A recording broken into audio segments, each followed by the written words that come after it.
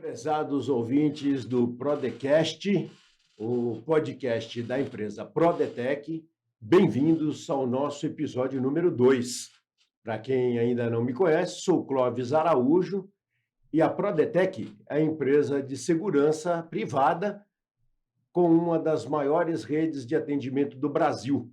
Nós oferecemos na Prodetec a vocês, nossos clientes e amigos, uma farta área de atuação desde a segurança privada até a área de facilities, terceirização de mão de obra em geral, também segurança eletrônica, alarmes, câmeras e rastreamento veicular. Então, você que procura por segurança, contate a Prodetec, tenho certeza absoluta que você vai ser muito bem atendido.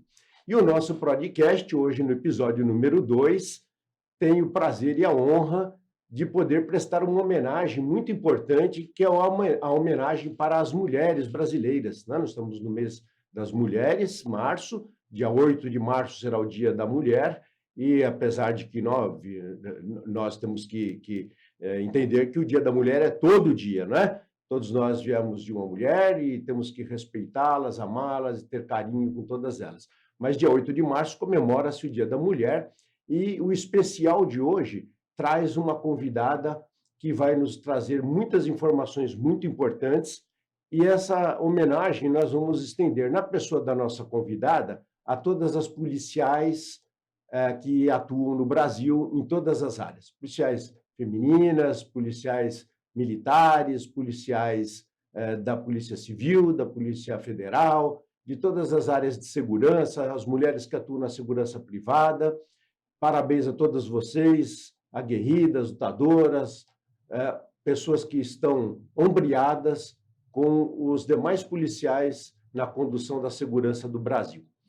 E hoje nós temos a honra e o prazer, como eu disse, de trazer uma delegada de polícia bastante experiente, embora jovem, mas que já teve bastante experiência em áreas policiais as mais diversas, já atuou em vários distritos aqui da capital e que hoje, em particular, está atuando à frente de uma das delegacias de defesa da mulher, a segunda Delegacia de Defesa da Mulher da capital de São Paulo, que é a doutora Nádia Luz. A doutora Nádia Luz vai hoje nos prestigiar falando sobre violência doméstica, violência de gênero, violência contra a mulher em geral, e nós gostaríamos que todos vocês que tiverem perguntas a fazer à doutora Nádia possam nos acessar através dos nossos canais de comunicação, para que nós possamos repassar para ela, que vai ter o prazer imenso de responder a todos, tá bem? Então, seja muito bem-vinda, doutora Nádia, é um prazer ter a senhora aqui conosco, meus parabéns pelo seu trabalho, pela sua trajetória, e agradeço imensamente todas as informações que a senhora puder nos trazer para nos ajudar, nós todos da sociedade, a combatermos a violência contra a mulher. Isso é um item e uma questão de suma importância para todos nós. E fique com a palavra. Muito obrigado, seja muito bem-vindo ao nosso Prodecast. Obrigada, doutor Clóvis. Obrigada, primeiramente, pelo convite.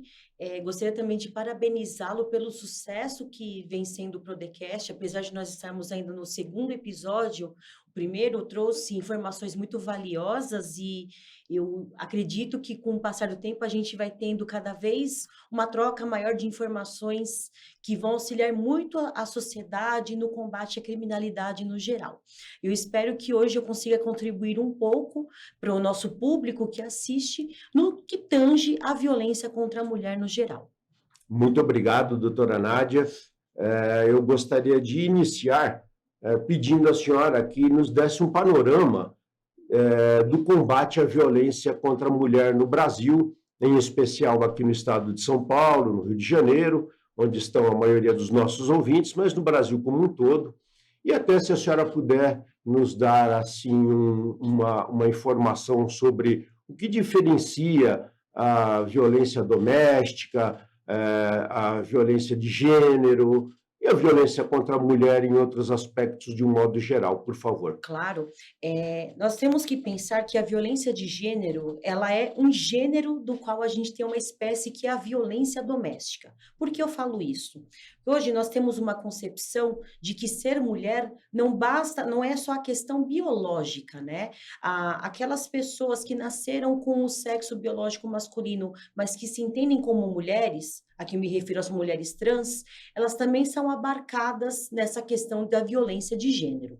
Então, nós temos que pensar o quê? Qualquer tipo de violência contra mulheres, sejam mulheres que biologicamente nasceram mulheres, sejam mulheres que nasceram biologicamente homens, mas que se entendem como mulheres, elas são vítimas desse guarda-chuva grande que é a violência de gênero.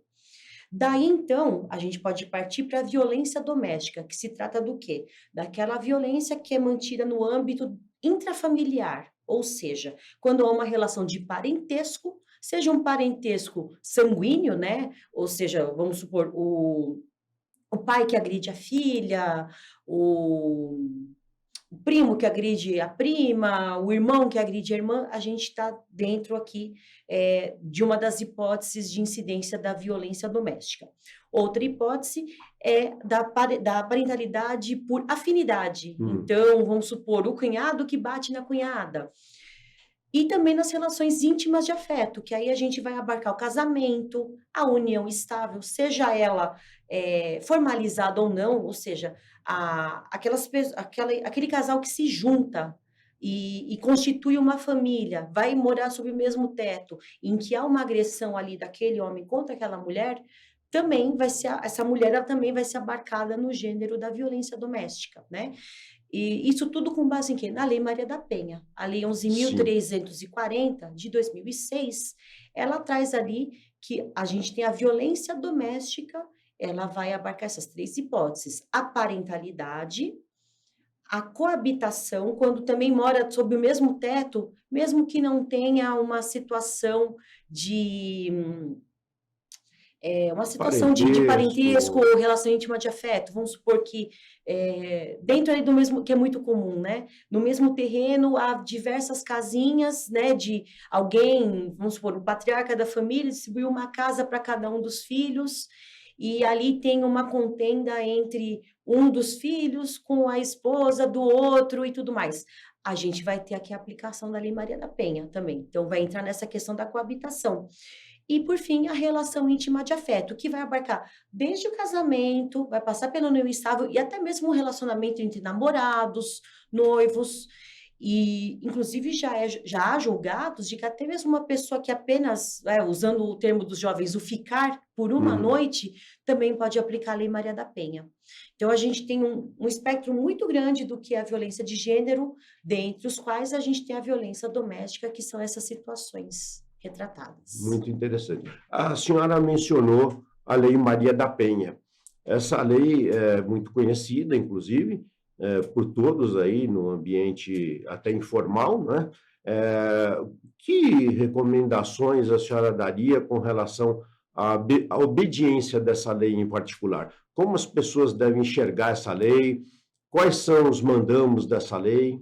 Bom, a gente tem até, eu estava vendo uma reportagem na semana passada, foi feita uma pesquisa pelo Instituto de Pesquisas do Senado Federal, em que apenas 20% das mulheres conhecem bem os institutos da Lei Maria da Penha. Por isso que é muito importante a gente sempre falar o que há de previsão nessa lei, para que a gente possa atingir o máximo possível de mulheres, de pessoas no geral, sobre as possibilidades de proteção que a gente tem para uma mulher vítima de violência doméstica, né? Eu acho que o grande avanço que a gente tem com a Lei Maria da Penha, alguns, né? Há inúmeras previsões muito importantes para a proteção dessa mulher, que ela é vista como uma pessoa vulnerável diante da questão da imponência física que o homem representa com relação a ela, pela imponência de força e tudo mais. Mas eu acho que o mais importante da gente destacar, o grande avanço da Lei Maria da Penha, no meu entender, eu posso estar errada, é a medida protetiva de urgência. O que é isso? Todo mundo fala, medida protetiva. Vamos explicar o que é isso.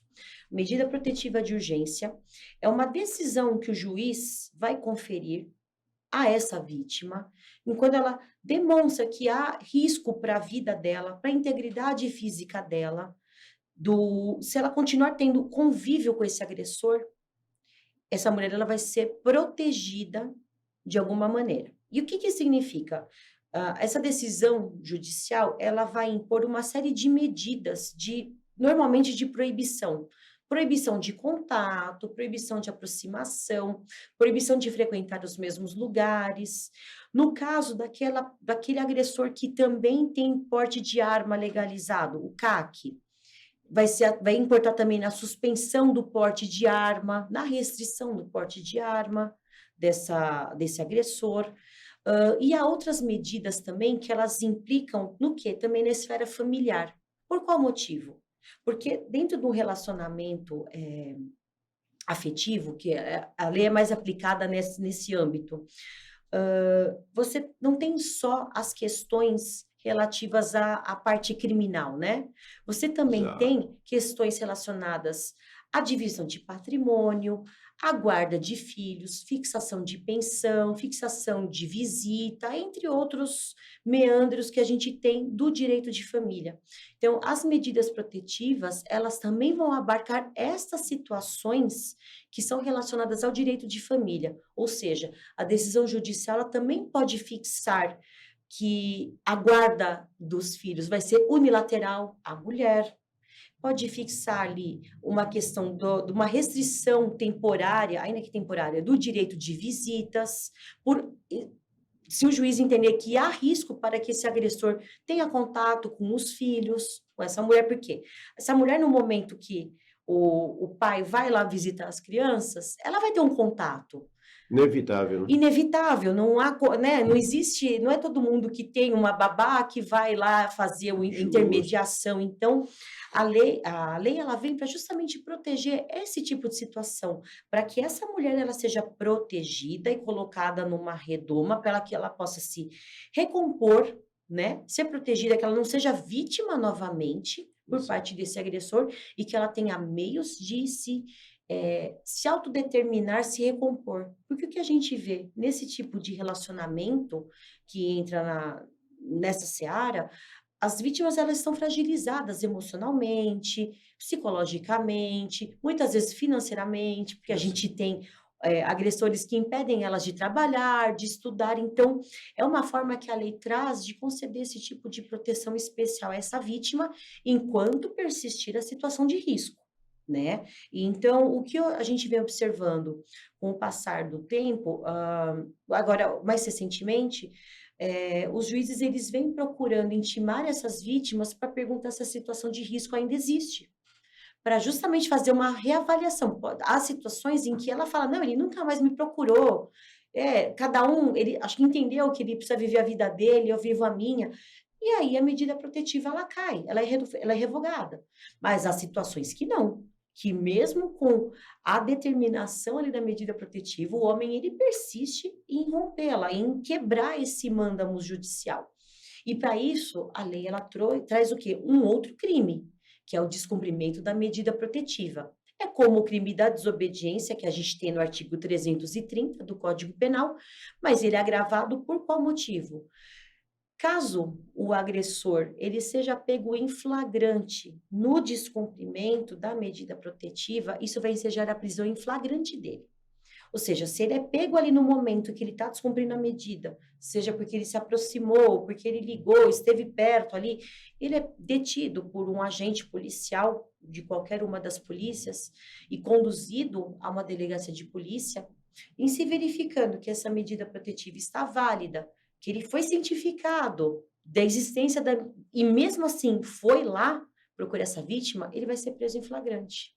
E a Lei Maria da Penha, ela também prevê que em qualquer fase do procedimento criminal, né, do procedimento, seja o inquérito policial, seja no processo criminal, a prisão preventiva desse agressor, ela pode ser determinada, né? Então, diferentemente de outros crimes que nós temos, em que é admitida a prisão preventiva, a gente tem um agravamento das penas, né, da reprimenda que é trazida para o agressor nos casos da violação dos crimes afetos à violência de gênero e à violência doméstica mais especial.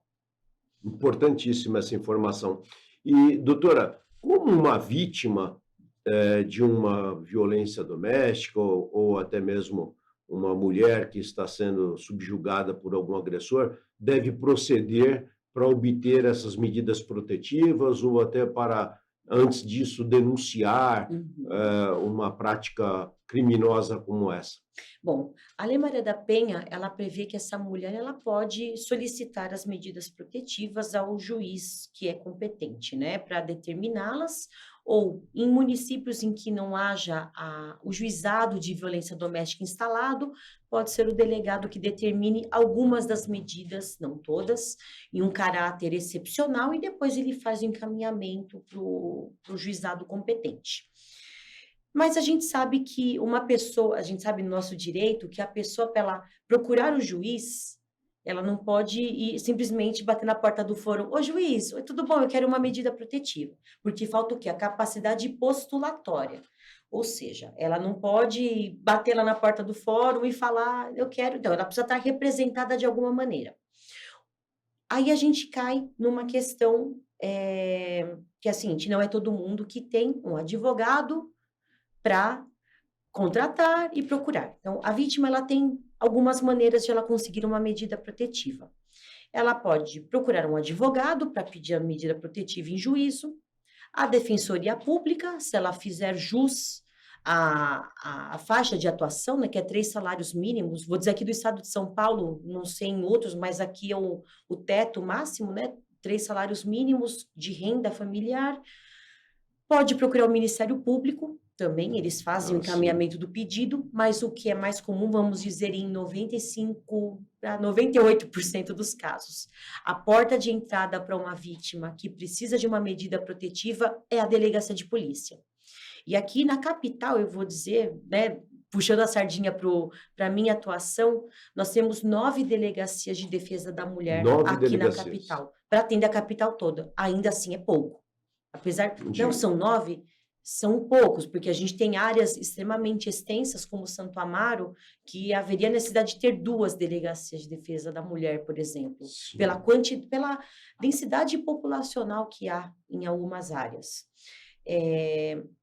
E a gente tem uma demanda muito grande para um problema que é poucos funcionários para atender essa demanda toda, mas eu vou dizer de onde eu sou responsável, nós fazemos o máximo possível para não deixar nenhuma vítima desamparada. Nem que, olha, vai ficar um pouquinho, às vezes a vítima se cansa, mas um BO dessa natureza, ele não é registrado em 5 minutos. Por quê? Nós precisamos fazer uma série de perguntas que fazem parte de um protocolo de atendimento que é nacional. Implica no preenchimento de um formulário de avaliação de risco, que ele foi introduzido de maneira federal mesmo. Todas as delegacias que vão atuar no atendimento a vítimas de violência doméstica, e isso eu falo não só as DDMs, mas todas. Se chega uma vítima na delegacia ali de Xiririca da Serra, lá no interiorzão do sertão, ela, olha, eu estou sendo agredida pelo meu marido, eu quero uma medida protetiva. Esse formulário vai ser preenchido. Ela vai na segunda DDM aqui na capital, falando que ela é vítima na área do Campo Belo, o formulário vai ser preenchido. E são perguntas que elas pegam em questões que são íntimas da mulher, e às vezes ela tem que ter o tempo dela responder, né? As perguntas que são ali, e também um contexto do que foi o relacionamento, para a gente poder ingressar exatamente no fato. E muitas dessas vítimas, elas estão muito emocionalmente fragilizadas. Então, elas chegam, elas começam a contar fatos. O relacionamento no início era muito bom. E contam até detalhes. Isso se estende muito, né? Sim, elas acabam contando até detalhes muito pequenos que não vão fazer muita diferença no registro ali.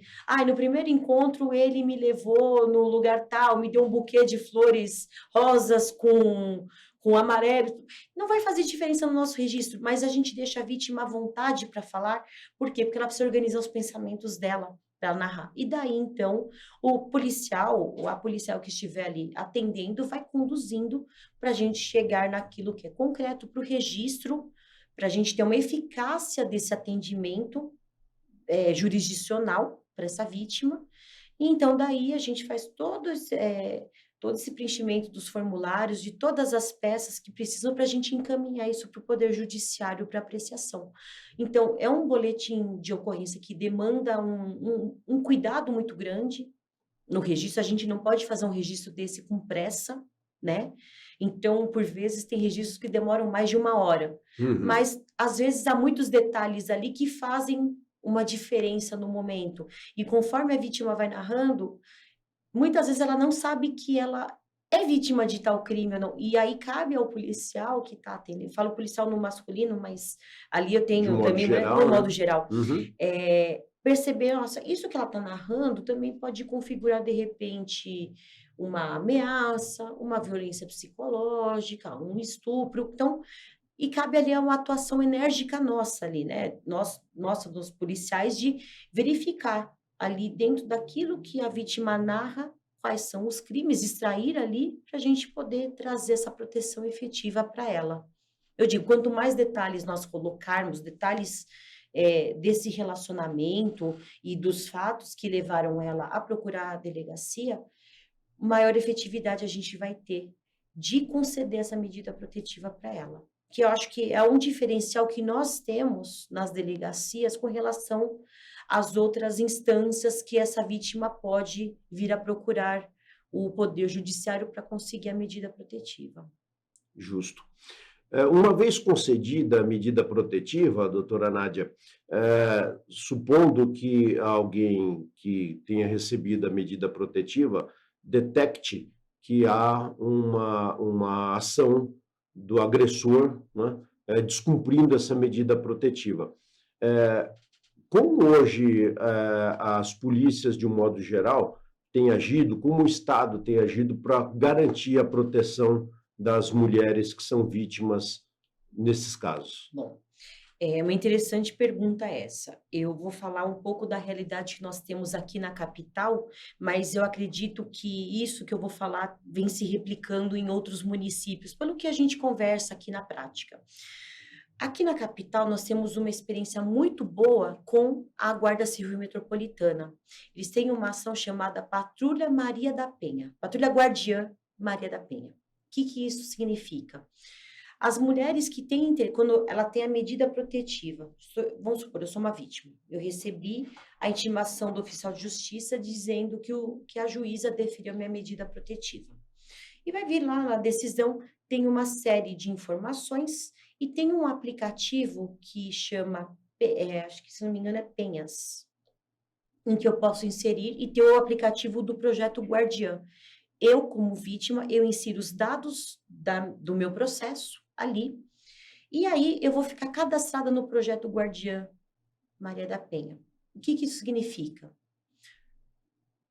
As viaturas da GCM, que fazem parte desse projeto, elas fazem uma ronda, elas passam ali. Então, elas são divididas conforme os quadrantes, né, da cidade de São Paulo, e elas passam ali no endereço que eu cadastrar como o meu, da minha casa, do meu trabalho, dos lugares que eu frequento, para verificar se está tudo bem comigo, né, com essa vítima, Muito bom. se essa vítima foi procurada novamente por esse agressor. E aí, assim, eles já dão orientação que caso esse agressor tenha procurado essa vítima de modo online, que hoje é uma realidade, né? Porque uma coisa é assim, o agressor está ali presente fisicamente junto com essa vítima, o que ela vai fazer? Ela vai acionar a polícia. Ela vai ligar 190, uma viatura da Polícia Militar, ou vai ligar 156 da Prefeitura, GCM vai aparecer ali, vai fazer a detenção desse indivíduo, conduzir para a delegacia, para prisão em flagrante, como a gente comentou antes.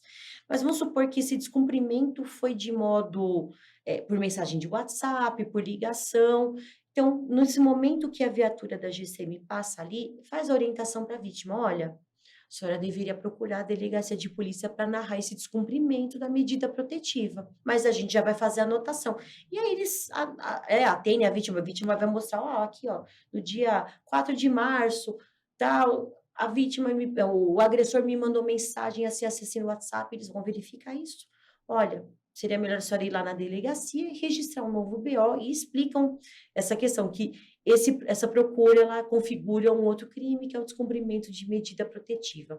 Então, a gente tem essa iniciativa da Guarda Civil Metropolitana aqui na capital, que também se replica em outras cidades, no ABC, se não me engano, tem também. Então, as guardas municipais, no geral, elas são bem atuantes também nessa questão, né? No interior eu já não tenho muita experiência, mas pelo que eu vejo aqui na Grande São Paulo, é uma iniciativa muito legal das guardas municipais de fazer essa fiscalização em conjunto com o Poder Judiciário, em conjunto com a Polícia Civil, com a Polícia Militar. Isso é muito bom. Essa informação é muito importante. E a senhora tocou num assunto muito interessante também. Eu tenho certeza absoluta que os internautas vão querer saber a sua opinião a respeito disso. A senhora falou das ameaças, dos tons agressivos que algumas pessoas têm via digital, né? Até às vezes por mídias sociais como o Instagram, expondo as vítimas, denigrindo a imagem das vítimas, falando barbaridades sobre as vítimas, né? E também com relação à exibição de intimidades das vítimas, né? Colocando fotografias das pessoas em poses íntimas, e, enfim, isso é recorrente, doutora? Tem casos que você tem acompanhado que tem essa característica? Sim, isso a gente chama de revenge porn, pornô de vingança, e vem sendo cada vez mais frequente, pela minha experiência no atendimento a essas vítimas de violência no geral. E o que se configura? A gente tem dois crimes que eu acho que merecem destaque, são crimes novos na nossa legislação, mas que eles entram muito com essa questão. Tem um crime, está no artigo 216B, 216B do Código Penal, que é o crime da produção desse material, dos nudes, dos vídeos íntimos, das cenas de sexo, sem o consentimento da outra parte. Então, aconteceu outro dia, a gente pegou um caso em que o agressor teria a vítima na rua, né? A gente vai verificar se aconteceu ou não. A gente está em fase de diligências, mas que ele teria dissimulado uma câmera num ursinho de pelúcia no quarto dele e teria filmado a relação sexual deles. Foi uma relação consentida, mas a gravação foi sem consentimento da mulher. Sim. Então, a gente tem esse crime. E tem um outro crime que é da divulgação das imagens sem o consentimento. Mesmo que as imagens tenham sido feitas com consentimento, mas a divulgação sem que a outra parte envolvida tenha concordado para a divulgação, a gente tem outro crime, que é o do artigo 218C. Ambos esses crimes têm penas bem agravadas, são crimes com penas muito fortes, e a gente vem tendo bastante sucesso no que? Quando a vítima narra isso para a gente, a minha medida é instaurar um inquérito policial e pedir a busca e apreensão de celulares, notebooks, inclusive com acesso a dados arquivados na nuvem, vinculados às contas desse agressor. E os juízes vêm concedendo decisões nesse sentido, para a gente poder verificar a materialidade delitiva, né? O que acontece? Muitas vezes a vítima era surpreendida por outra pessoa. Olha, o seu ex está mandando vídeo de vocês na cama. Nem sempre é feito diretamente para a vítima, né? Não. O objetivo é justamente causar transtorno moral para a pessoa que está sendo vitimada. Exatamente. A gente vê o quê? Que a principal motivação desse crime é justamente atingir a moral, a dignidade sexual dessa vítima perante a sociedade, né? E a vítima, ela pode fazer o que ela bem entender na cama, não é questão moralista por isso, mas o que eu entendo e o que a lei protege é que ela tem o direito de escolha se ela quer que aquilo seja divulgado ou não, se ela quer que aquilo seja registrado ou E o não. direito constitucional à intimidade, né? Exatamente. Então, a gente vem tendo bastante sucesso nesses casos. A gente pede o mandado de busca e apreensão e a gente consegue e vai até o local onde está esse indivíduo, faz a apreensão formalizada com ter uma decisão judicial que autoriza a gente a acessar os dispositivos e verificar ali. Então, esse caso que eu falei do ursinho de pelúcia, o ursinho não estava ali, mas nós apreendemos os equipamentos que havia ali com ele para a gente mandar para a perícia. E ali a perícia vai descobrir, inclusive, se foi apagado esse material, porque há meios, né? O Instituto de Criminalística ele tem meios de descobrir se houve o apagamento, a deleção dessas imagens e desses vídeos de um HD, de um notebook, de um celular, enfim. Então, a gente vem tendo Sucesso um aumento, aumento mas, desses mas da também o notificação sucesso na punição, né? no sucesso das diligências, sim, Uhum. sim. E esses laudos do Instituto de Criminalística que a senhora falou materializam e permitem a condenação, né? Exato. Pela experiência e pelo que a senhora está acompanhando, já existem condenações de pessoas que tenham praticado esse tipo de crime? Essa mudança legislativa para incluir esses crimes, ela é bem recente. Eu não posso dizer, eu ainda não vi, mas é porque eu também, os casos que eu peguei, eles ainda estão muito recentes. Eu acho que os primeiros casos que eu peguei ali, desde que eu assumi a delegacia em abril do ano passado, há casos que ainda estão em fase de instrução processual, mas houve já o oferecimento da denúncia, o que eu já acho que é um grande sucesso. Já houve ali um promotor ou uma promotora que analisou o trabalho policial e entendeu que havia indícios de materialidade do crime e uma autoria apontada desse crime. Então, já Excelente. ofereceu a denúncia e os casos estão em andamento ainda, mas Excelente. a gente vem acompanhando Muito bom. para a gente balizar o nosso trabalho e ter sucesso na punição desses agressores. Essa é uma das informações também muito importantes. Nem todas as pessoas têm conhecimento de que esse Sim. tipo de agressão também pode levar a uma punição do agressor, né? Sim. E doutora, talvez você tenha se deparado em alguma oportunidade com a violência doméstica, também extensiva aos filhos, a menores. Isso é recorrente, também é um problema, não é? Exatamente. A gente comenta, né, que a gente tem as vítimas diretas e as vítimas indiretas da violência doméstica. As diretas são aquelas que recebem diretamente as agressões, sejam físicas, morais, psíquicas, enfim. E as vítimas indiretas, que são aquelas crianças e adolescentes que veem a situação de agressão do pai contra a mãe, do padrasto contra a mãe, que também é bem recorrente, quando eles não são vítimas também diretas, que a gente também tem muitos casos assim, que esse agressor ele não agride apenas a mãe, mas também agride aos filhos, né, ou aos enteados, enfim. E na DDM a gente também trata desses casos de violência contra as crianças e adolescentes, em violências em todos os gêneros, né? O que é mais comum para a gente ali são os maus tratos, né? Os crimes de maus tratos, quando há um excesso na correção disciplinar da criança ou do adolescente, né?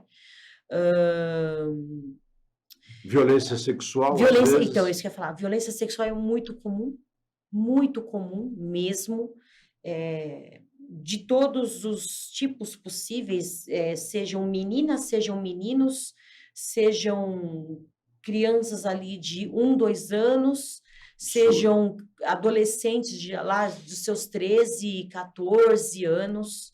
Então, a gente tem um espectro muito grande e a gente tem que pensar muito no futuro dessas crianças e adolescentes. É um desafio muito grande para a gente ali, porque a gente não tem profissionais de saúde especializados, saúde mental que eu digo, né, no atendimento.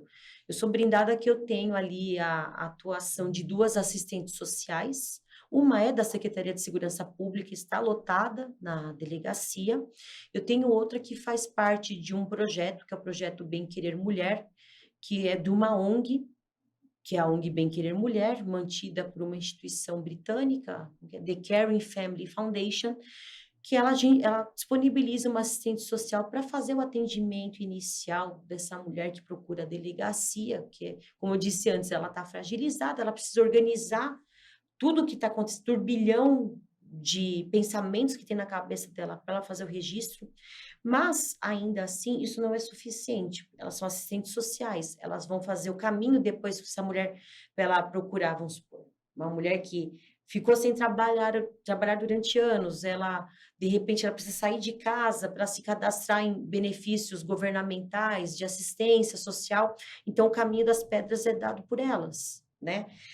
O que falta para a gente, de repente, uma equipe multidisciplinar, né, com psicólogos, com até mesmo advogados, defensores públicos que vão fazer atuação na parte de família Lógico. também, para providenciar separação, guarda de filhos, fixação de pensão. Mas voltando à questão sobre as crianças e adolescentes, eu acho que principalmente a presença de alguém da área de saúde mental, um psicólogo, uma psicóloga ali para fazer um atendimento, ali naquele momento é de suma importância. Infelizmente, a gente não dispõe, mas nós, da delegacia, nós fazemos o encaminhamento para serviços de saúde que possam, seria o que eu, Sim. é uma utopia, mas eu acho que seria, é um sonho isso que eu vou falar, mas que seria muito legal, que a gente tivesse numa única estrutura Todo aparato. todo aparato. A Casa da Mulher Brasileira, ela chega bem próximo disso, mas ainda assim não é suficiente. Eu acho que precisaria ter psicólogos de plantão. O que seria a Casa da Mulher Brasileira? É um organismo que foi criado no âmbito da prefeitura, e eu acho que em todos os estados brasileiros há uma, pelo menos, na capital de cada estado. Aqui no estado de São Paulo está na capital, e ela abriga ali diversos órgãos que fazem atuação em questões de proteção à mulher. Então, ali está a sede da primeira DDM, que atua na região central. Ali você tem também o Juizado Especial de Violência Doméstica e Familiar contra a Mulher, Ministério Público, também uma atuação, braço do GVID, que é o Grupo Especial de Violência Doméstica, está ali, Defensoria Pública também está presente, tem abrigo para as mulheres que precisam sair de casa repentinamente e precisam de um lugar para ficar até elas se... Então, sob abandono material, né? Exato. Pode dizer. Então, ali há inúmeros órgãos do governo, né, do Estado, que estão ali para fazer esse atendimento dessa mulher. A mulher que procura a Casa da Mulher Brasileira, não necessariamente ela vai registrar um boletim de ocorrência. Às vezes ela precisa ter um atendimento de uma assistente social, ela faz. Às vezes ela precisa de um abrigo, mas ela não quer ainda fazer o registro do BO. Como eu falei, são muitos pensamentos e ela não está certa ainda de que ela precisa procurar punição. O que eu vejo é que muitas mulheres nem sabem que elas são vítimas. Muitas vítimas não sabem que são vítimas. Exato. Elas não têm essa dimensão, essa compreensão. E cabe a gente, digo, na polícia, olhar, ouvir aquela situação e ver, nossa, aqui há um crime. Que crime que é? A lesão corporal? É a ameaça? A violência psicológica? E a gente vai dar o nominho jurídico que a gente entende daquela situação para procurar punição. Mas há muitos casos em que há uma vulnerabilidade dessa mulher, mas que não necessariamente há um crime envolvido. Não tem uma violação de direitos fundamentais que esbarram em um crime. Daí, então, ela tem o aparato da Casa da Mulher Brasileira para ela procurar um atendimento. Mas aí que tá. Também na delegacia lá na segunda DDM, vão muitas mulheres que a gente vê que não há uma situação de crime. Então, a gente não tem problema, a gente ouve, a gente pode até formalizar com um registro não criminal e faz o encaminhamento dessa mulher para onde ela precisa ir para resolver essa situação. Até nesse sentido, eu gostaria de fazer mais uma indagação. Uma mulher que recebe, por exemplo, uma agressão verbal, né, do seu companheiro, do seu esposo, ou de alguém do ambiente familiar, ela já pode buscar por uma orientação na delegacia? Claro, pode sim.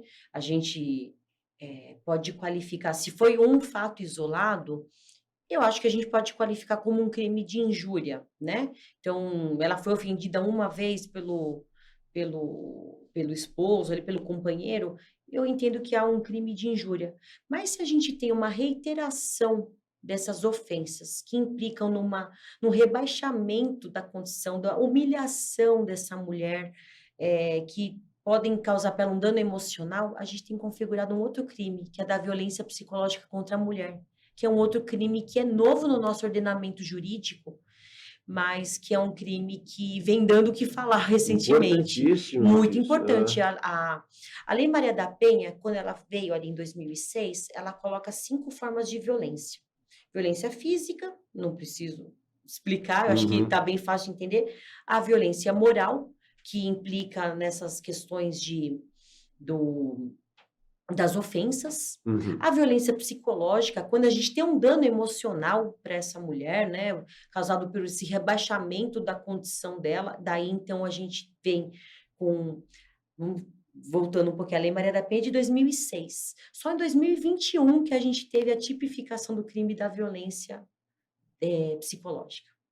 E a gente tem a violência sexual, que a gente vai abarcar desde o estupro, que é o constrangimento, a prática sexual com violência ou grave ameaça, até aqueles crimes que a gente estava falando mais cedo da divulgação dos nudes, a produção das imagens sem o Uhum. consentimento. E a violência patrimonial, que a gente vai abarcar um dano que é muito comum durante uma discussão, o agressor pega o celular da mulher e se estilhaça no chão, achando que ela está traindo ele. Quero ver se você está trocando mensagem. Eu vou falar o que é o comum que a gente ouve. Sim. Quero ver se você está trocando mensagem com outro homem, pega o celular da mulher e quebra. Quebrar o carro da O mulher, carro. danificar, furar pneus. Até mesmo a apropriação indébita de bens do casal, ou de repente ele pega o carro dela, o carro está no nome dela, ela pagou as prestações e ele pega o carro para si e usa o carro. Acho que é a apropriação indébita clara, né? Então, é uma forma de violência patrimonial que está inserida na proteção da mulher na Lei Maria da Penha. Mas voltando à sua pergunta, eu vou abrindo os Não, parênteses e eu ótimo. volto. Mas quando a mulher se ela é ofendida ali, ela pode procurar sim a delegacia, ela registrar um boletim de ocorrência. A gente tem um crime ali de injúria, no mínimo, a se dizer. Pode ser que chegue ali e ela comece a narrar outras situações. Lógico. Olha, que é muito comum. Às vezes aquela situação é a gota d'água para ela procurar, mas Porque a ela já recorrência, né, às vezes a pessoa vem represando ali durante muito isso, tempo aquelas ofensas, vem né? relevando, Ah, e aquela coisa, às vezes ela procura, afago em parentes dela, em amigos, líderes religiosos que vão falando: "Vai relevando, ele é seu marido, ele é seu companheiro, homem é assim mesmo", as frases que são é. ditas, né, "Homem é assim mesmo, não, tudo vai dar certo, vai passar", e não é assim, e não é assim. Ao Então contrário, né, pode agravar-se com o tempo e exato. chegar a um ponto É, muito mais grave, né, do é, que só uma agressão verbal, é. né? E aí a gente entra num ponto que eu gostaria até de falar. Muitas vezes essa mulher ela se vê sem rede de apoio. O que que é isso? É ter alguém que ela possa contar e confiar. Não é que a pessoa vai resolver os problemas dela, não é que aquela pessoa em que ela vai usar de rede vai resolver tudo para ela. Não é isso. Mas ela precisa ter alguém que vai dar um apoio emocional para ela, né, que não vai falar para ela: "Ai, tudo passa, vai passar, ele vai mudar". Não, ele não vai mudar, não, dá forças, emocionais para essa mulher para ela sair desse ciclo de violência. Ciclo não, espiral, eu chamo de espiral, nem ciclo, porque o ciclo ele vai e volta. Espiral por quê? Porque tudo começa com microagressões. É uma como que eu vou dizer assim? É um controle da roupa aqui. "Ai, tá saindo com essa saia muito curta, tá saindo com esse decote", começa assim. "Ah, tá falando com quem?". Daqui a pouco começa a cortar o convívio dessa mulher com os familiares, com amigos. Ah, não, você vai sair com a fulana só vai para lugar que não presta, mulher minha não vai para lugar assim. E começa Descaso em público, né? descaso em público, e isso vai se tornando cada vez mais grave até que a gente chega para agressões físicas um pouco mais brandas, como um beliscão, um tapinha, até chegar um soco, né? Seja um soco no Espancamento braço, lá, seja em espancamento, áreas vitais, no rosto. E para uma mulher, a agressão no rosto é aquilo assim, a prova cabal de que né, é realmente muito chegou grave. no... E até desbancar num feminicídio. Então, é muito importante a presença da rede de apoio na vida de uma mulher que é vítima de violência, para justamente que ela consiga se recompor, se autodeterminar individualmente, para ela pensar, eu consigo ser sozinha sem ter, porque muitas das frases que são usadas por agressores são assim: você não vai, você precisa de alguém como eu do seu lado. Se você não for minha, você não vai ser de mais ninguém.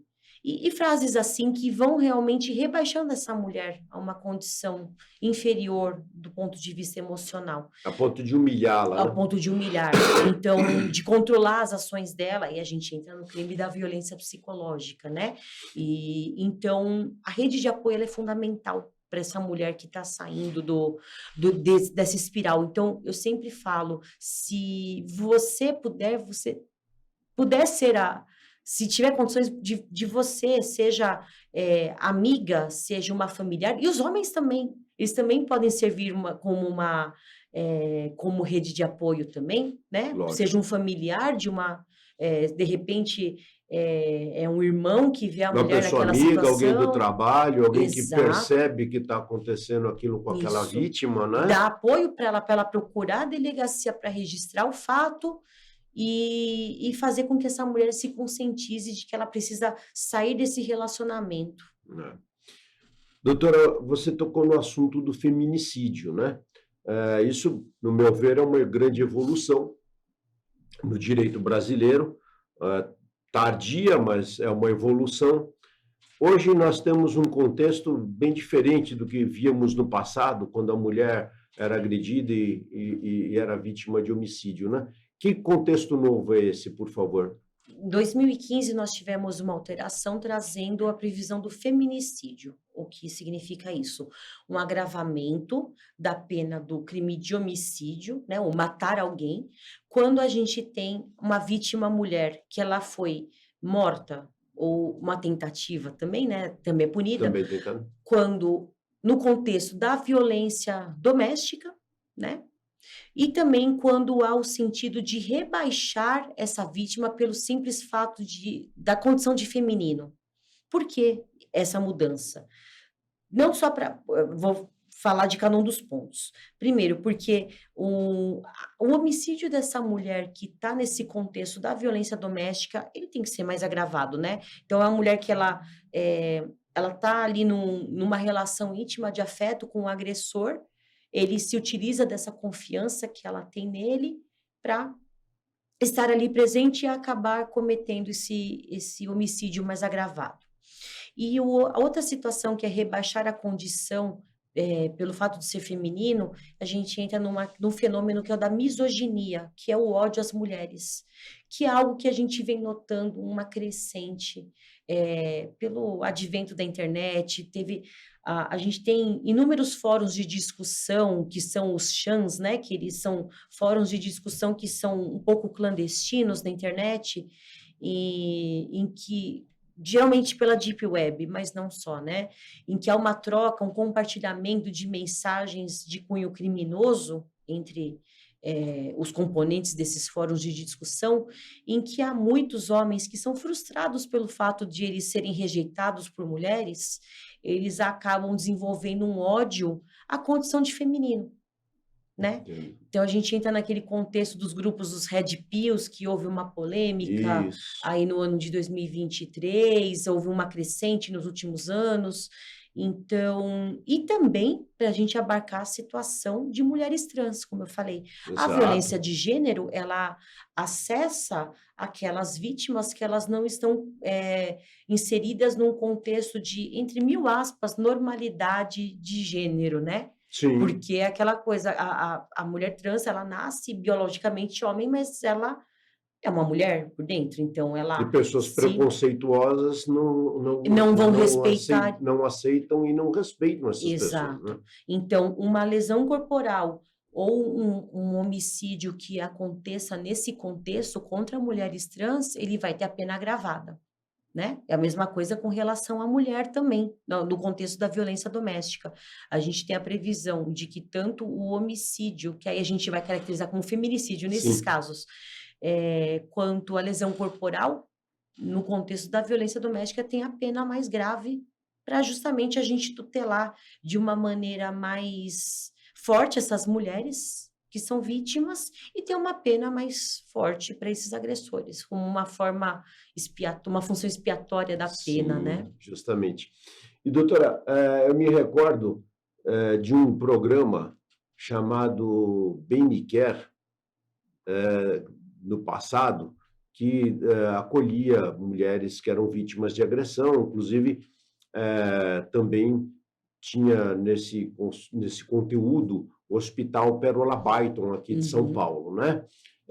Esse programa ainda está ativo, além desse programa que você mencionou também, o Bem Me Quer Mulher, não é isso? É Bem Querer Bem Mulher, Querer Mulher, isso. perdão. Imagina. Então, esses programas, eles ainda estão ativos, o Bem Querer Mulher, você Uhum. acabou de mencionar que sim, mas o Bem Me Quer, e outros programas existem no Brasil, o governo federal também tem contribuído com programas dessa natureza. Uhum. O projeto Bem Me Quer, ele é o de atendimento a vítimas de violência sexual, né? Pois não. Ele existe ainda, é que o Hospital Pérola Byton, ele agora é chamado Hospital da Mulher. Eu acho que até com uma forma de padronização nacional para Que ótimo. ficar como uma referência no atendimento a mulheres no geral. Ali é um hospital normal. Ele Uhum, agora ele mudou de endereço, ele saiu ali da Brigadeiro Luiz Antônio, foi uhum, ali para Avenida Rio Branco, eu não me uhum. recordo agora o numeral, senão já até falaria aqui para as mulheres. Ele é um atendimento de referência a mulheres, né? Seja para tratamento de acompanhamento ginecológico, enfim. E ali lá dentro tem um posto de atendimento do IML, do Instituto Médico Legal, que vai fazer as perícias nos crimes em que há violência sexual, em que há uma suspeita de violência sexual, né? Então, o estupro de vulnerável, né? Que a gente engloba aqui as crianças e adolescentes até 14 anos incompletos, eles vão ser atendidos ali no Hospital da Mulher, justamente pelo projeto Bem Me Quer, né? Além no âmbito da prefeitura, a gente tem aqui na capital alguns centros de como que é? CDCM, Centro de Convivência da Mulher. Eu acho que é esse agora. Agora realmente a sigla, eu só Uhum. me trato como CDCM o tempo Sim, todo, a sigla ao certo são lugares, espaços em que as mulheres podem ir, há atividades para elas, justamente buscando essa questão da autodeterminação, da do resgate de autoestima, e são espaços em que há diversas atividades, há palestras, há encontros entre elas, todos mediados ali por profissionais da área de saúde mental, né? Tem advogadas que também atuam ali para auxiliar em excelente. processos relacionados à questão de família. Alguns dos centros também fazem acompanhamento das demandas relacionadas às delegacias de fiscalização das medidas protetivas. E na região que eu trabalho, há alguns dos centros que a gente tem muito contato. A Casa Eliane de Gramont, ela é o primeiro Ah, centro sim. desses que foi criado na América Latina. Ele foi criado na década de 90, homenageando a Eliane de Gramont, foi uma cantora, né? Que ela foi morta pelo seu esposo, pelo seu companheiro, na década de 80, 70, 80, agora eu me falho. Uhum. eu sou péssima com datas, mas foi o primeiro centro na América Latina dedicado justamente ao atendimento dessas mulheres que procuram um espaço seguro de troca de informações, e essa experiência ela foi se replicando em outros lugares. E a sede da Casa Irene de Gramont é na área em que eu atuo. Eles atendem a capital toda, até atendem mulheres que procurarem da Grande São Paulo, mas a gente faz bastantes encaminhamentos para lá. A gente também tem o Centro Sônia Maria Ribeiro, que é na região do Ipiranga, que também pega a região do Ipiranga, Heliópolis, Sacomã, uma região que tem uma demanda muito grande também. E na capital há diversos outros centros. Eu vou destacar esses dois porque são os mais próximos. Eu converso com bastante frequência com as profissionais que atuam lá, porque vira e mexe elas precisam saber para não dar uma informação errada para uma mulher que procure ali no que tange aos procedimentos da delegacia, a gente troca as figurinhas para a gente atender melhor essa mulher. No âmbito do Estado de São Paulo, principalmente tem as delegacias de defesa da mulher, né? No âmbito federal, eu desconheço alguma atuação aqui no Estado de São Paulo, mas o que a gente sabe é que a Lei Maria da Penha, ela coloca ali, não é a Lei Maria da Penha em específico, é uma outra lei que ela institui a Secretaria Especial para Mulheres, que ela acaba emitindo com uma frequência plurianual, agora eu não lembro qual o tempo, os planos de política para a defesa da mulher, que então vão englobar ali diversas medidas que, principalmente os estados e os municípios, vão adotar para atendimento das mulheres vítimas de violência no geral, né?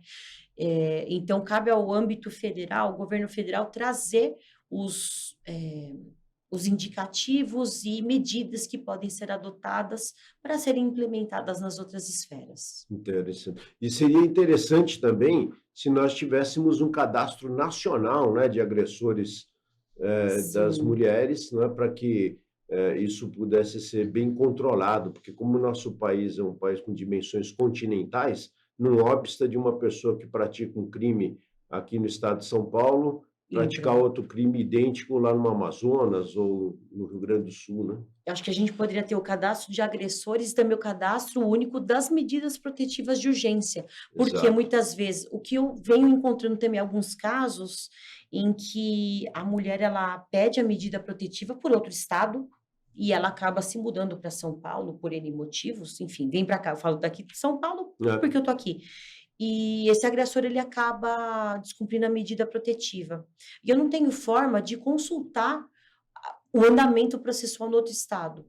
Por sorte, a gente tem parceiros, né, delegados de polícia em outros estados da federação, a gente se vale deles em grupos de WhatsApp de cooperação nacional, mas eu acredito que o ideal mesmo seria ter um cadastro único das medidas protetivas de urgência, para a gente fazer essa, sei lá, cadastra ali, a decisão foi expedida no dia tal, processo tal, agressor tal, vítima tal, foi deferida. Ele foi intimado no dia tal, então está ativa. Então, foi revogada, faz lá a inserção também dessa informação. E seria muito interessante esse cadastro dos agressores também, de violência doméstica, a exemplo daquele cadastro dos agressores de violência sexual, né? Como a gente tem aquele banco de dados de identificação, né? Quando o agressor sexual ele é condenado pelo crime de natureza sexual, o material genético dele é coletado e cadastrado num banco único de identificação. Que aí passa ali por exame e se verifica que esse material genético desse agressor está vinculado a outros casos, ele vai ser responsabilizado. Eu tive outro dia um caso, 2013, em que veio o laudo do ano passado, um agressor, enfim, foi condenado em outros casos, ele teve que fornecer o material genético dele, e aí passou pelo banco de dados do IC, do IML, deu a coincidência genética com esse caso de 2013. Isso é importantíssimo para a investigação, não é? Sim, então foi mais um roubo seguido de estupro que foi investigado e se chegou à autoria ali. Então... Exato. Isso até processualmente falando é muito importante. Sim. A gente percebe, doutora Nádia, que não há um nicho de agressores muito bem identificado, né? Não se trata de questão econômica, então isso é recorrente mesmo com pessoas de baixa renda, como pessoas de altíssima renda, pessoas com alguma cultura ou sem cultura nenhuma, né? Então, assim, o perfil do agressor de mulheres, ele está mais ou menos identificado no atual momento ou ainda não existe um perfil exato desse tipo de criminoso? Não existe um perfil exato. Eu brinco que a área que eu atuo, ela tem eu pego ali a área de 10 delegacias de polícia. Eu tenho delegacias de área que estão situadas em área extremamente nobre e áreas extremamente pobres, né? E não existe para dizer assim, o agressor médio da violência doméstica é um homem assim, assim, assado. Não, não existe, não existe. Eu tenho agressores ali que são brancos com doutorado, pós-doutorado e, enfim, advogados, podem ser médicos, podem ser empresários, como eu também tenho agressores de violência doméstica que são os homens negros, pobres que não conseguiram ter um acesso educacional, um avanço educacional muito grande, dedicados à criminalidade em outras esferas, né, de crimes patrimoniais. Então, é um perfil muito extenso, não há como dizer assim, o criminoso médio de violência doméstica é assim. Agora, o que a gente vem notando, na verdade, é outra questão, a questão do perfil psicológico deles. Eu não sou psicóloga, não sou psiquiatra, não tenho, mas em todos os casos o que a gente vê, o controle emocional, o controle psicológico dessa vítima, em todos os casos, né? Então, o que eu sempre falo é que as vítimas elas precisam se atentar a essas microagressões de controle. Daquela espiral que você falou, né? Isso, Os primeiros sinais, as vítimas em potencial já precisam estar atentas e buscar saber se aquilo vai progredir e, progredindo ou não, tomar todas as cautelas devidas, né? Exato. Como que a gente poderia estimular, no seu entendimento, doutora, a difusão desse conhecimento para todas as mulheres?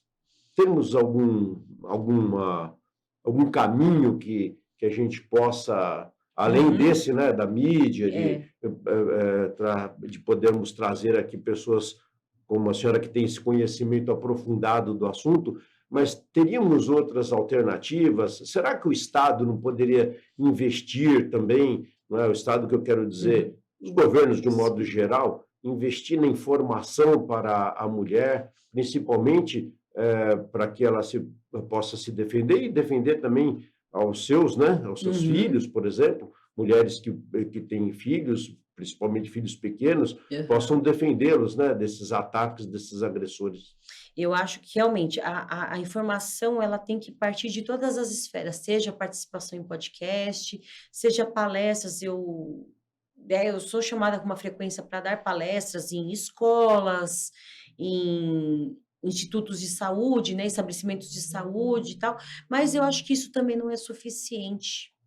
Não é suficiente a gente ter artigos jurídicos explicando, até porque o juridiquês é chato. Eu falei aqui no juridiquês é chato. Quem quiser depois, pode colocar lá no campo de perguntas. Sério mesmo. Perguntas pode pôr específicas. Campo de perguntas lá, eu traduzo para o leigo também, que eu fico nervosa quando eu sou entrevistada, e eu gosto de falar no juridiquês para parecer mais chique. Mas pode colocar a pergunta ali, que eu tento traduzir para forma mais leiga. Até porque quando eu estou atendendo uma vítima, eu não falo em juridiquês com ela. Eu dou o papo reto de acordo com a compreensão da vítima. É que eu falo, ser policial, a gente tem que saber também falar com a pessoa no momento certo para a gente ser entendido, né? Mas eu acho que, de fato, os governos, no âmbito geral, eles também precisam investir mais. A gente tem, eu posso dizer assim, nos meses de março e agosto são os meses em que a maior veiculação na TV e no rádio de informações. Por quê? A gente está no mês de março, é o mês internacional da mulher. O mês de agosto é o mês de aniversário da Lei Maria da Penha. Então, são os meses que a gente tem muita veiculação de vídeos governamentais, institucionais a respeito. Mas eu acho que não é suficiente, eu acho que a gente tem que falar bastante. Tem que parar de tratar essa questão como um tabu. Parar de falar, ai, homem age assim porque é homem, e começar a colocar as coisas nos seus devidos lugares, né? A Exato. gente é fruto, né? A nossa sociedade, ela está inserida num contexto de patriarcado. Eu não estou dizendo, a queda do patriarcado não é isso que eu estou pregando. Adoraria também, como mulher eu adoraria, mas não é esse o Uhum. caso. Até porque a gente não vai conseguir romper uma estrutura milenar. É, Mas tem que se haver respeito. isso mesmo. Tem que se haver respeito. Então, eu acho que o máximo possível de informações que a gente tiver para veicular em toda, seja numa novela, eu recordo no início agora teve a novela, tem a novela Renascer que está passando agora, e passou na primeira fase da novela, passou uma situação de incesto sendo retratada ali, só né, que o personagem ali, tem que lembrar o nome, eu sou ruim com nomes de personagens de novela, mas que o pai, ele não queria que a filha saísse, a Maria Santa saísse por aí, por quê? Porque ele já tinha estuprado a primeira filha, que ficou grávida e fugiu, e ele ficava controlando a menina para ela não sair com o outro, mas o que ele queria, na verdade, era também ter essa outra menina, que também era filha dele. Então, a gente retrata na mídia, seja com informação, mas seja também na parte cultural, né? Numa novela, Lógico. num programa de TV, que seja, eu acho que é sempre importante a gente noticiar, não só no campo jornalístico, de ver um programa como aqueles que passam à tarde narrando só crimes. Eu não gosto de ver quando eu vejo uma notícia de feminicídio, é algo que, apesar de ser delegada de polícia há 15 anos, eu ainda fico chocada, porque a gente vai bater as histórias, são todas histórias muito semelhantes. São todas as histórias que começaram com as microagressões que foram escalando.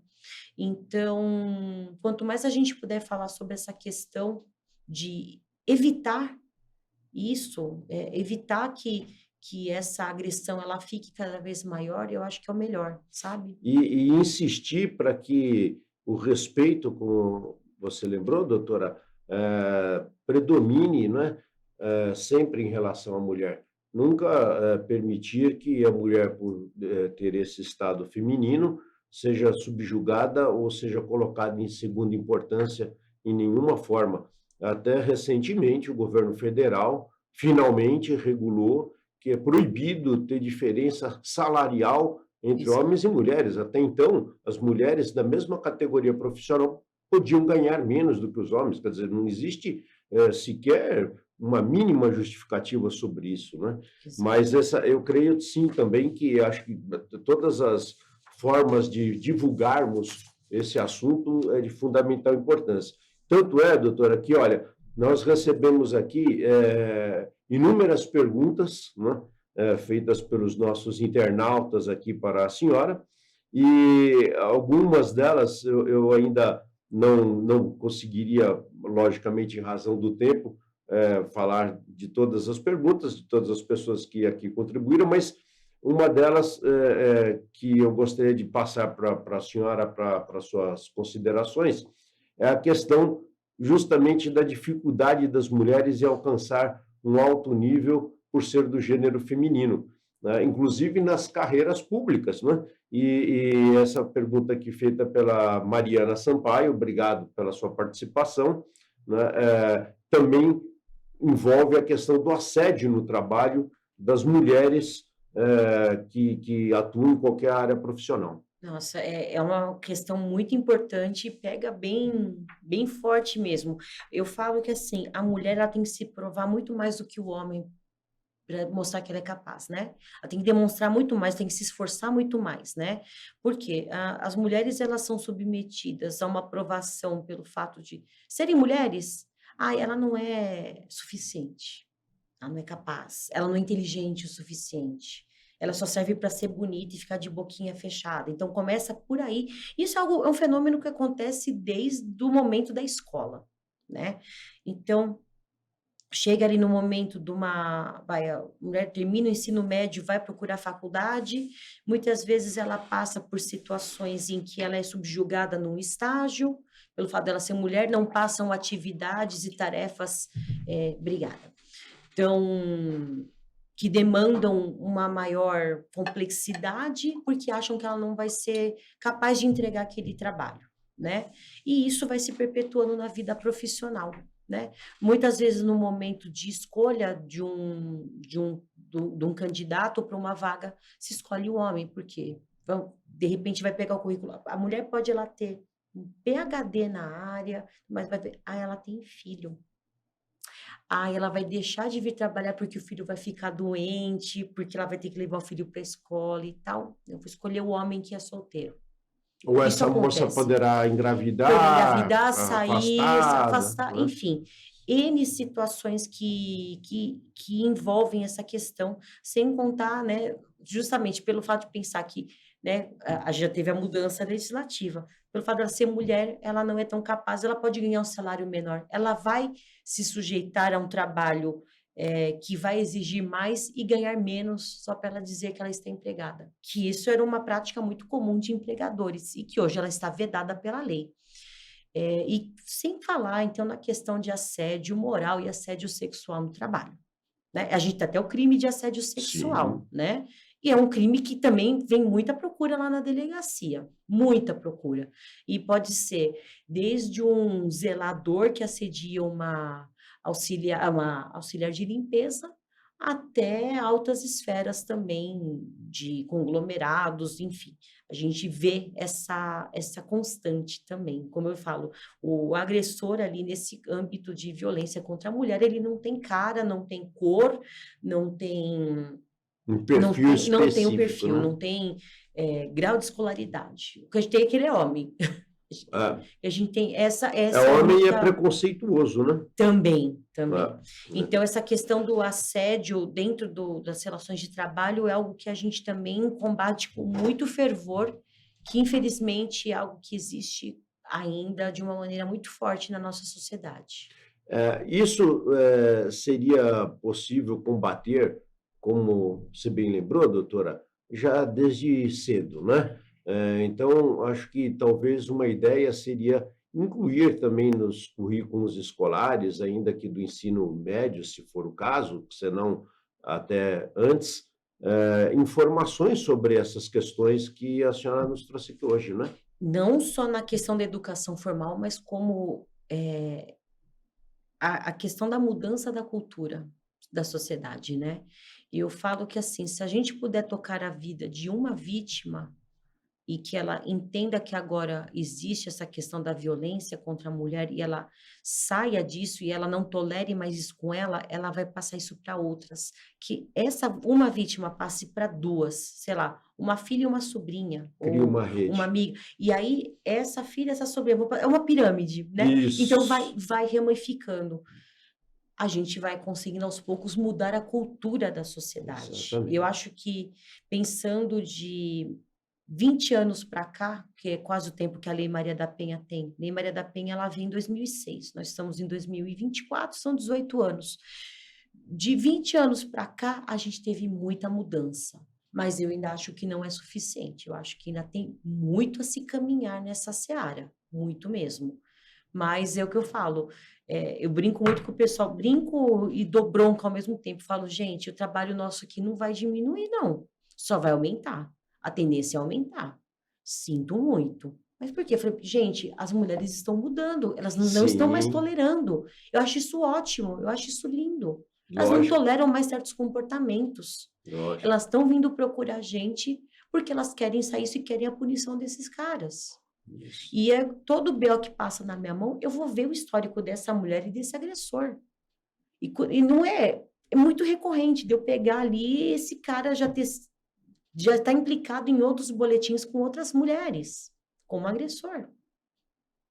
Né? Então, é necessária uma mudança na cultura da sociedade. Isso a gente faz com a educação formal, como o doutor sugeriu. Eu acho que seria muito legal a gente colocar isso inserido no contexto ali da escola, comum, talvez, né? do currículo escolar, mas também a gente fazer essa mudança dentro de casa, dentro das suas relações de amizade, né? conversar mais a respeito, não deixar isso como um tabu. Divulgar mais isso no ambiente das empresas, Também, principalmente, não é? Para que também, exista uma conscientização das exato, pessoas com relação a essa questão do assédio sexual e moral no sim. trabalho, Sim, né? sim. E mesmo até as empresas deixarem aberto o espaço para que aquelas mulheres que se veem vítima da violência dentro do seu ambiente familiar também procurem a empresa como uma rede de Uma apoio, rede de apoio, né? E eu acho que lógico. isso também é bem legal, bem Isso interessante, é né? muito importante, sim, uma Né? ótima ideia. Porque vamos supor uma vítima ali que ela deixe de ir trabalhar porque ela foi agredida, ela está com vergonha, ou ela teve E que deve procurar um acontecer muitas hospital. vezes, né? Teve que procurar um hospital e tudo mais. Para que ela não seja punida com uma falta, de repente, assim, a empresa, mas o que está chamar, né? O pessoal da RH chamar, o que que aconteceu? Olha, eu fui agredida pelo meu marido, tive que ir para o hospital, fui para a delegacia, tal, tal, tal. A empresa pegar e acolher essa mulher. Não apontar o dedo para ele e falar, nossa, mas você procurou isso. Não, acolher essa mulher. Não, a gente vai te dar apoio para você continuar e seguir a sua vida. Eu acho que isso também é bem importante. Eu acho que uma mudança nessa cultura organizacional também seria de extremo valor e fundamental para a gente transformar a sociedade. Por certo. Olha, doutora Nádia, ficaríamos aqui mais tempo conversando a respeito. As informações que você nos trouxe são importantíssimas para todo o público, né? Não só para o público feminino, Uhum, mas para o jovem que está nos ouvindo, para os homens também que precisam, talvez alguns que não tinham conhecimento dessas questões e que poderão ajudar as mulheres que são vítimas, agora com esse conhecimento poderão fazê-lo, né? E, obviamente, que hoje está indo ao ar o programa exatamente no Dia da Mulher, né? E é o motivo pelo qual eu quero agradecer a sua presença, como uma grande policial que é, um orgulho para a nossa sociedade. Parabéns pela sua trajetória, parabéns pelo seu conhecimento e desejo que possa continuar ajudando todas as mulheres vítimas, né? E que possa contar com o nosso canal de comunicação sempre que quiser. Será um prazer recebê-la novamente aqui, tá bem? E deixar à disposição toda a nossa mídia para as mulheres que queiram fazer outras indagações à doutora Nádia, que queiram nos trazer algum tipo de pergunta, alguma dúvida, para que nós possamos a ela encaminhar, que eu tenho certeza absoluta que ela vai ter o prazer de responder.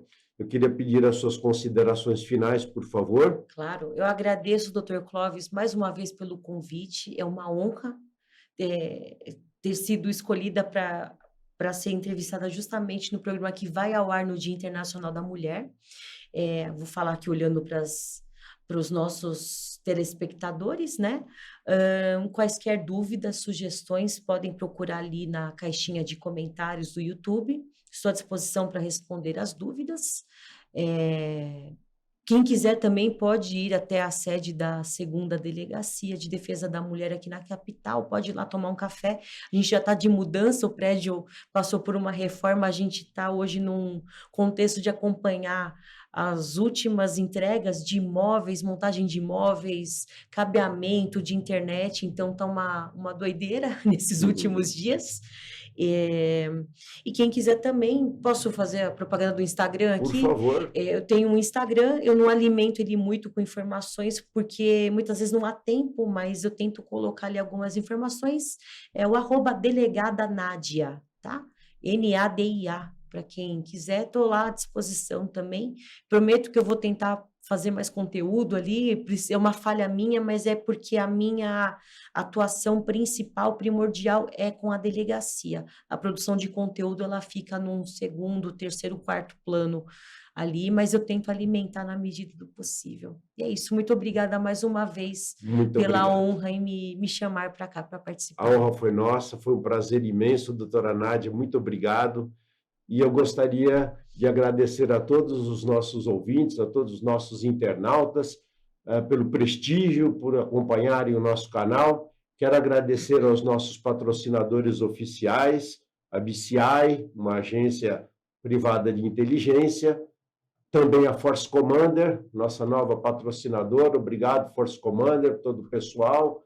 Agradeço imensamente à Associação Brasileira de Empresas de Proteção de Dados e também ao Escritório Ferreira de Araújo, um dos nossos patrocinadores. Muito obrigado, meus amigos. Até a próxima vez. Sucesso a todos. Até mais.